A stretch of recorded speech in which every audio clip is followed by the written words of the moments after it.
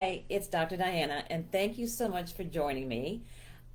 Those of you who don't know me, I'm an OBGYN here in Encinitas, California, San Diego, and I'm so happy that you're here with me and that I can answer your questions.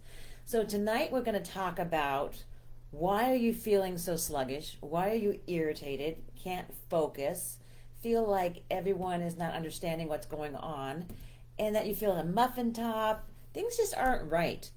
Well, it's all about hormones. And tonight is like Hormones 101, where I'm going to discuss what is menopause, why does it happen, and any questions you have that you're going to put in the chat box. So please let me know if you have any questions or comments in chats so that I'll know what's going on. And write a comment if you like, so I have the comments there. So perfect. So let me go through a few questions that I get pretty much every day about menopause. Why do we go through it?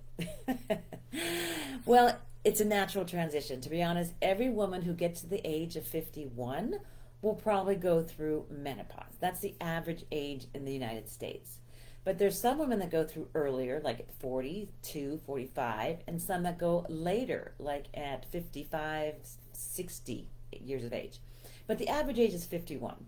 And the reason it happens is because our ovaries run out of eggs. Those little eggs that get ovulated each month when you're having your cycle are no longer being ovulated. And because of that, your ovaries aren't making those hormones, the estrogen, the progesterone, the testosterone.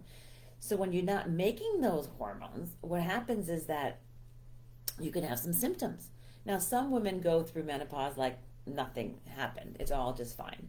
Well, the women that come to see me tend to have a little more issues with complaints like hot flashes, night sweats, mood swings, brain fog, irritability, lack of sex drive. Everything makes them kind of angry and they're not happy anymore. Like the joy is gone from their life. And hormones can do a lot to cause those things to happen. So when women walk through my door, I go over what are the pros and cons of hormones. And let me first say hi to those that are joining. Hello, Leah from Winnipeg, Canada. Hey, awesome. So glad you're on. And then Sandra, I'm going to put my glasses on, O'Brien from Hair Hub, Carlsbad. Wonderful. I'm so happy that you guys are with me. So I'm going to be looking at the comments also as we go along. So don't mind me if I kind of look down once in a while. But please put your questions in the chat box, and that way I can also go over those with you. So back to my thing about saying that all women will go through menopause, but some will experience it differently. So this is where I come in as a hormone specialist and help to see what might help you. So let's say you're having hot flashes and night sweats. There's things called hormone therapy, which is hormone replacement therapy or hormone therapy. And let me tell you, there's a website called AmazingOver40.com. So that's AmazingOver40.com. And that's where I have a bunch of blogs about menopause, perimenopause, what causes the hormonal shifts, what are ways you can deal with it. So that's a great site that you can go to. So I want to make sure that everyone knows about that site. It's AmazingOver40.com. And I'm going to actually put it in the box here. AmazingOver40.com. There we go. So that everyone has that. So if they want to go to that source, it's a great resource for women.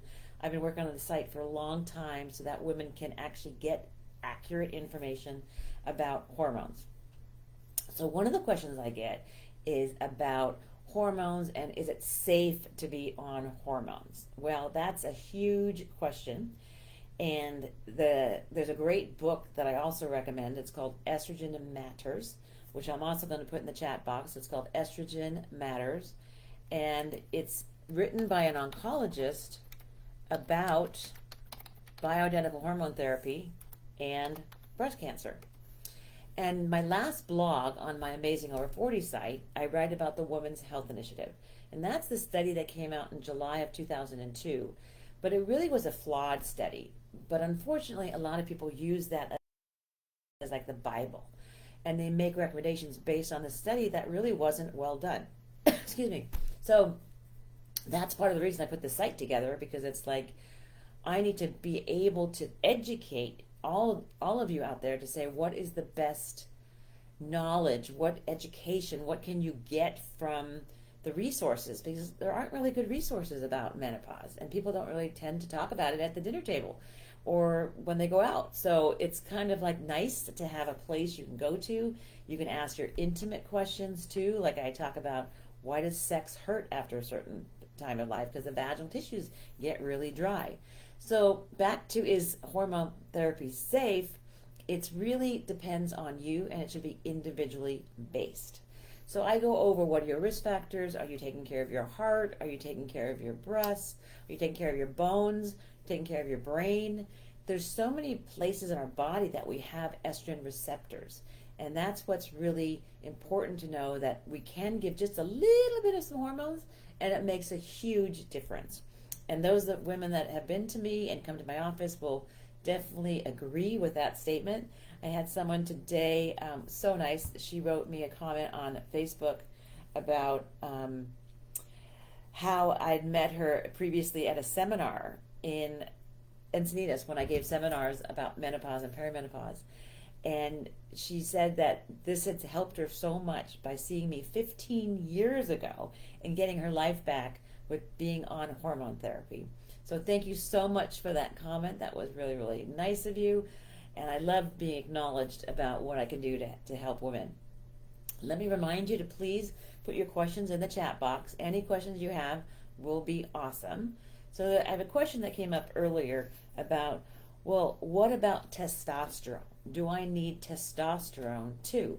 So when we talk about hormone therapy, we talk about estrogen, we talk about progesterone, and then we also talk about testosterone.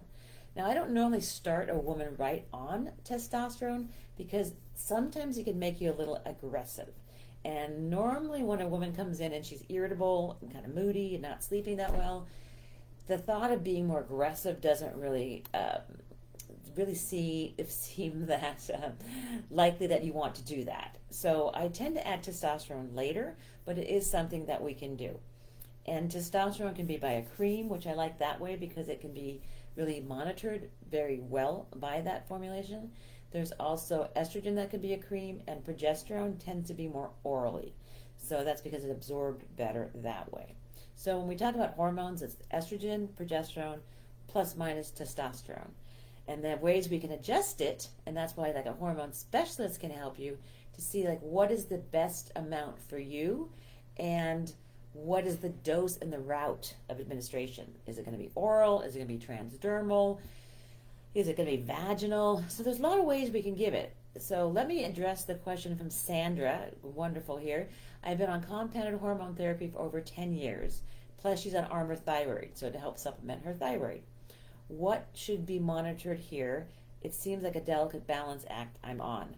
Great, great point there, Sandra. Yes, thyroid medicine, also your thyroid can affect your hormones. So when we talk about hormones, we're talking about the whole endocrine system, which is when the brain, and I have my brain here, but basically when your brain goes to different organs like your thyroid, like your heart, like your adrenal gland, like your ovaries, and it sends signals to those organs.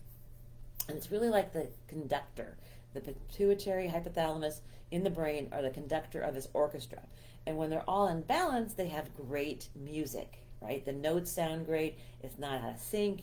But when things are awry, it can really cause a problem.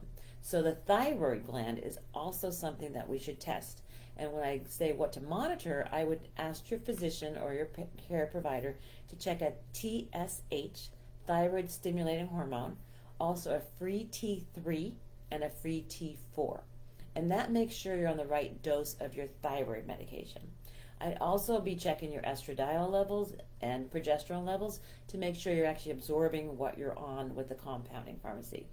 But absolutely correct, it is a balancing act. It can be sometimes we add a little this and a little of that to get you to the right dose for you. So what your neighbor's on is not what you might need. You're going to need what your body needs, and we try to use the lowest dose that works, but some people need higher doses than others, and that's why it's individual. And I kind of harp on this, that you are unique, and what you need is different than what your sister potentially had or your friend next door. So great, great question. Your thyroid needs to be monitored, and you're on your medication. It sounds like the Armour Thyroid, which is great. And then from there, just check I'd say at least yearly, your TSH, your free T3, and your free T4. Because hypothyroidism, having too low of a thyroid, can also cause some of these symptoms like hot flashes, night sweats, fatigue, feeling like you're getting a muffin top in your belly. Things like those same symptoms can be also symptoms of hypothyroidism. And women in their 40s and later in their 50s are much more likely to develop hypothyroidism than when they're in their younger years. So great question. I appreciate it. Keep them coming, you guys. I love it. I love it. So again, to my site, Amazing Over 40, I also offer courses so that if you really want to go in depth, there's a course called Get Your Badass Life Back. It's a transformation course. And it's 6 modules, and I talk about each of these things, like how to get your mojo back, how to get your brain back, what is hormone therapy, what are the pros and cons. So if you really want to go in depth, if you go to amazingover40.com and go to the courses, the transformation course, Getting Your Badass Life Back, you're going to see all those wonderful things that I've done to help you get this information. I also get the question sometimes, do men go through menopause? Great question, because some of our male cohorts might feel like they're also losing their hormones. But men lose their hormones differently than women. So women, when they go through menopause, it's really like a really steep decline in the estrogen and the progesterone. For men, it's much more gradual decline. So they have about a 10% per decade decrease in their testosterone levels. So you think about a young, like a teenage boy, 17, 18, let's say testosterone levels are flying really, really high.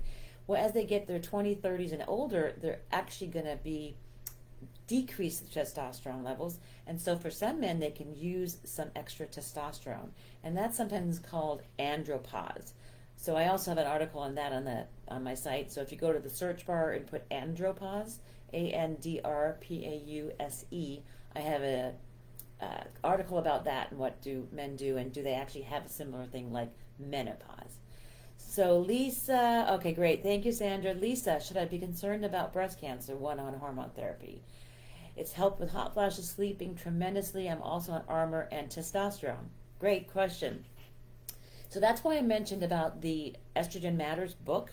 It's specifically a book about bioidentical hormone therapy, which I'm sure that you're on, and about the risk of breast cancer. So in just a short answer, I'd say you can be on hormone therapy and also have been potentially diagnosed with breast cancer. Now, does hormone therapy cause breast cancer? The answer is no, if it's just estrogen. So when you look at the Women's Health Initiative, which is the article I mentioned last blog post I wrote, the women that were taking Premarin, which is estrogen only, they had less breast cancer than the placebo group. So if you say, well, Premarin or estrogen causes breast cancer, that's absolutely not true. That group had less breast cancer than the placebo group in that Women's Health Initiative.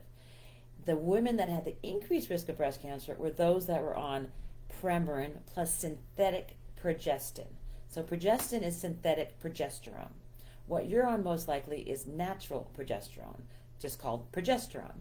And the brand name is called Prometrium.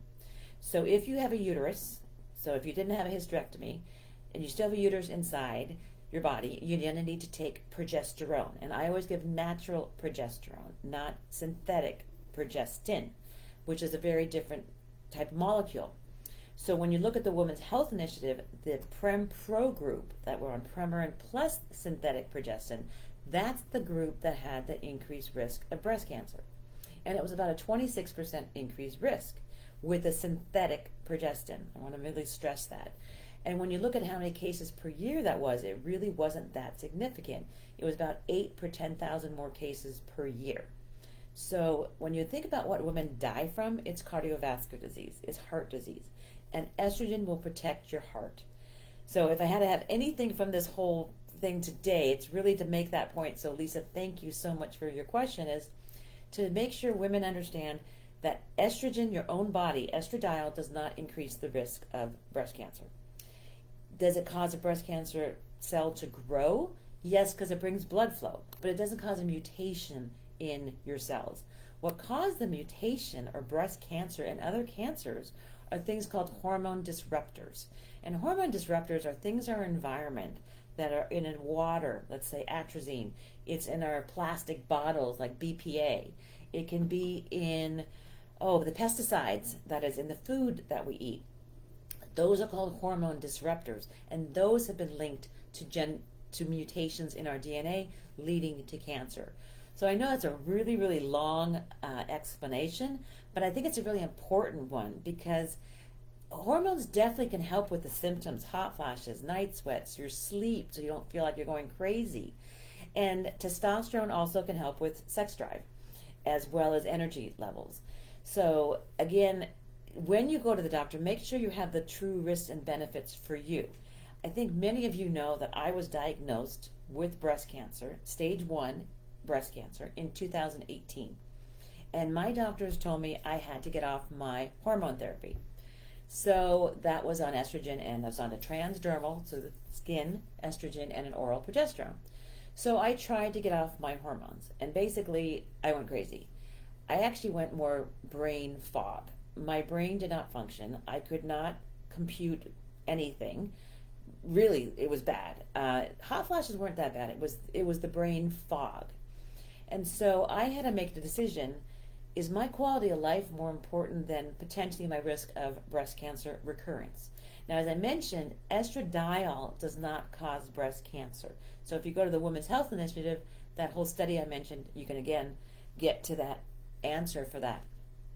But I had to make a decision for myself to say, do I want to give up my practice that I've spent, 25 plus years growing and building, because I'm worried about the risk of breast cancer, when I actually have the correct data about it. And my oncologist said, well, you do this every day with women, talk about hormone therapy, the pros and cons. So you're going to make the best choice for yourself. And so we agreed that I would stay on a very low dose, and I would monitor my breasts with diagnostic mammograms, and that I'd really use a very low dose of estrogen and progesterone. When I look back at what caused my breast cancer, I think it was stress related. Absolutely think stress was a huge factor. I don't have any family history, which about 80% of women with breast cancer do not have a family history. So that's another thing that a lot of women don't know. And now I'm working on my stress. I'm kind of traveling more. I'm realizing that life is to be lived and not to be just saying, oh, I'm worried about getting breast cancer recurrence. It's more, I'm going to deal with what happens, but I also need quality of life. And being on hormones makes me feel so much better, and I just have to really look at the pros and cons. And that's where I think for you, Lisa, talk to your provider, talk to your doctor, go to my blog posts, read the articles that I have, and Estrogen Matters is a great book. It's going to really give you in-depth about everything I've covered. So to answer your question is, synthetic progestin will increase the risk of breast cancer. Natural progesterone does not. And there's a lot of benefits to hormone therapy. Specifically, it helps with your heart. It will decrease your risk for heart disease, which is a huge thing because number one killer for women is heart disease. So I know that was a lot of process right there, which if I weren't on my hormones, I would not be able to do that. So thank you, hormones, that I'm on them. So that's a great question. Any more questions? I love them. This is awesome. So Lisa was also on Armour thyroid, which is a type of thyroid medication, and testosterone. And testosterone can be given either through a pellet that's inserted like every 4 to 6 months, or it can be through a transdermal cream. There is no FDA-approved testosterone medication for women. So it's going to be through a compounding pharmacy for a cream or a pellet that you can put underneath, it's called subdermal. So it goes kind of like underneath the skin, but deeper in the skin than like a subcutaneous. And it's released over a period of time, over about 4 to 6 months. So some of my patients really love the pellets. I personally like the transdermal estrogen cream, and I like oral progesterone. But again, this is an individual thing, and that to speak to your physician about what is best for you and what are the pros and cons. But I think, bottom line, we've been given a lot of misinformation saying we have to stop our hormones, we have to do it for 5 years, it increases the risk of breast cancer. All of those things, that was my motivating force to do my amazing Over 40 site. because I was so frustrated with every day women coming into my office saying, my doctor told me XYZ, I needed to get off my hormones, I need to go on an antidepressant because that's my problem. I needed to just deal with it, and if I had breast cancer, just deal with it. And it's like, you know what? That's not the good answer. The answer is have the right information, have the correct, up-to-date information so that you can make the best choice for yourself. And that means get a menopause specialist to have a long discussion, go over everything like your lifestyle, your exercise, so many things that go into your life and what your life involves. So it's not just taking a pill one day and that solves all your problems. It's really looking at your whole life. And I really like something called the Wheel of Life that I give to all my patients, and that helps them see the different parts of their life and how we can make certain parts of their life much, much better. So I hope that answers your question, Lisa. Great question. I thank you so much for that. Let's see. Sandra says, do you recommend a certain over-the-counter cream for vaginal dryness, or is it a prescription?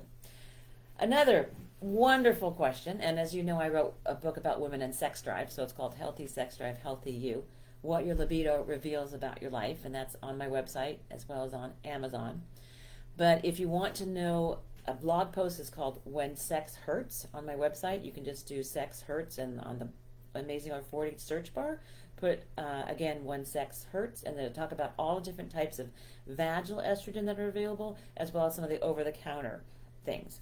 So if a woman, when she goes through menopause, the estrogen level drops. We got that all in our brains right now because we learned that. Well, when that happens, the vaginal tissues get really, really dry. And so sex will hurt because you've lost the moisture, you've lost the lubrication, you've lost the elasticity of the vaginal tissues. So vaginal estrogen is one way to do it. That's a cream. There's an insert, there's a suppository, there's applicators. There's an oral medication called Osphena that will help with vaginal dryness. If you're thinking about over-the-counter things, I think one of the best is something called Reverie. I'm going to put that in the chat box here too. Reverie is something you can buy online, so over-the-counter, and it works with hyaluronic acid. You may remember hyaluronic acid is something we put on our faces so that we can keep our faces nice and youthful and feeling good. Well, it also can help the vaginal tissues. So it's called Reverie, and it's over the counter, or you can buy it online on Amazon, and that's probably one of the best. Another one is called Replens, but that's more of a vaginal moisturizer. So if you have really bad dryness, it may not help that much with the dryness and getting the tissues back to where they were. The other thing I recommend for my patients is to use coconut oil for a lubricant. That's a great lubricant. It's antibacterial, antifungal, and you kind of think you're in Hawaii because of the coconut. So I love coconut oil also as a recommendation for lubricant. Let me go down to the next questions. Thank you, Reverie. Yeah, Lisa's going to start reading the blogs. I really think those are great, and I'm going to continue doing these Facebook Lives because I realize it gives information in a different outlet for women. And I'm going to put these recorded videos on my website too. So if you missed something or you want to go back and visually hear me and see me, please listen to the Facebook Lives and watch them. The blog posts are another way to get really, really good information. And if you have a certain question, just go to the site, amazingover40.com, go to the search bar at the very top, and you can just put in like When Sex Hurts or hot flashes or hormone therapy, and it'll get you all the blog posts associated with that question, that topic, that key word basically. So I have a lot of information. I love teaching. That's why I love to do these Facebook Lives. And I'm going to do them twice a month. It's going to be the second and fourth Wednesday of each month at 5:30. But you can also give your questions to me before. So if you can't join live, I can also answer your questions if you submit them to me before the podcast. And you can, the Facebook Live, sorry. And you can do that on Facebook, on my page, and just say question I had that I want to have addressed. So let me see if you have anything else. I'm so happy we have all of these wonderful questions. How the hell do I lose weight after 60? Oh my goodness. That is a wonderful, wonderful question. I get that probably the most after how do I get to sleep better. So what happens is when we get older and we basically 40, 50s, and 60s, our basal metabolic rate changes. It decreases. So we don't have as much muscle mass.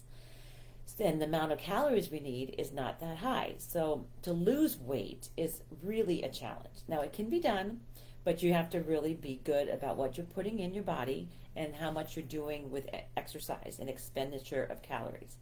So when you're not sleeping at night, so let's say a woman has hot flashes and night sweats and she's up all night. Well, part of the reason it's hard for her to lose weight is because she's not getting good sleep. And when you don't get good sleep, your cortisol level goes up. When your cortisol level goes up, it makes you want to hold on to fat. So your body's basically saying, I'm in a crisis and I want to hold on to my fat. So one of the ways is to make sure you're getting adequate sleep and restful sleep, so you're not waking up during the night. So if you're not getting good sleep, it could also be like sleep apnea or some other reasons, but sleep is huge. And then look into how many calories does your body actually need. And there's different apps that you can use to calculate that, like MyFitnessPal and some other ones.